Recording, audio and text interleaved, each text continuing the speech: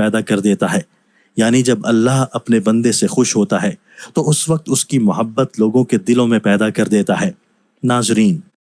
اس وقت اللہ اپنے فرشتوں کو زمین پر بھیجتے ہیں اور کہتے ہیں کہ جب تک یہ عورت گھر کا کام کرتی رہے اس کے لیے عبادت لکھتے رہو، اور وہ پورا وقت جو عورت گھر کے کام میں لگی رہتی ہے وہ اس کی عبادت میں شامل ہو جاتا ہے۔ یہ عورت کی عظمت ہے کہ وہ تمہارے گھر کو جنت بناتی ہے، تمہارے بچوں کو عظیم انسان بناتی ہے۔ لیکن اگر کوئی عورت پر ظلم کرے، گھر کے کام کی وجہ سے اسے ٹوکتا رہے، اس پر ظلم کرتا رہے،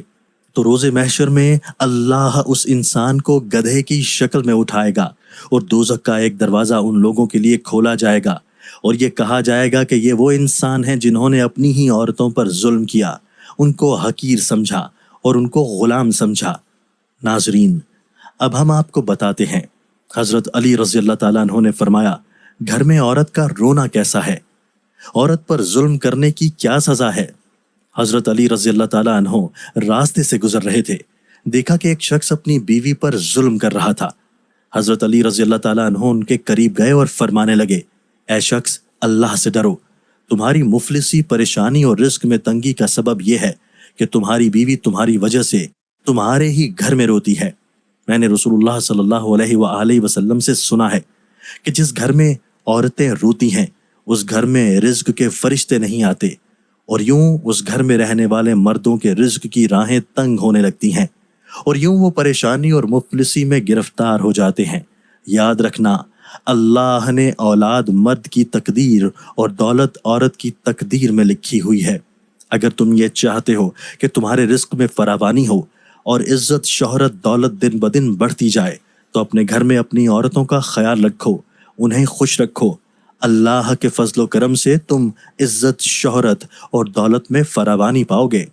ناظرین، اسی طرح کا ایک اور واقعہ ہے کہ ایک مرتبہ حضرت علی رضی اللہ تعالیٰ عنہ راستے سے گزر رہے تھے۔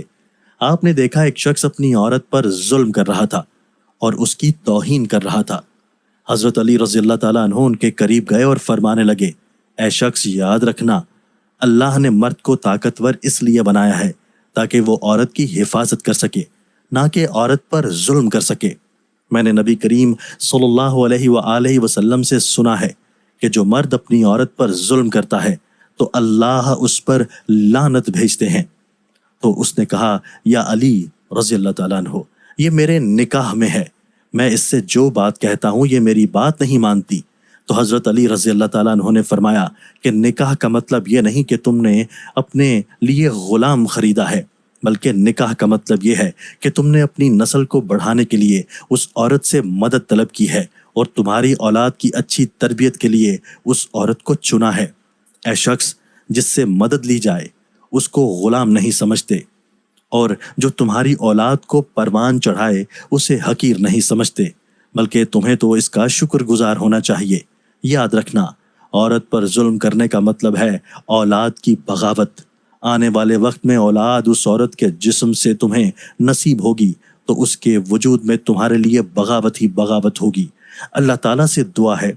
کہ اللہ ہمیں دین حق پر چلنے کی توفیق عطا فرمائے،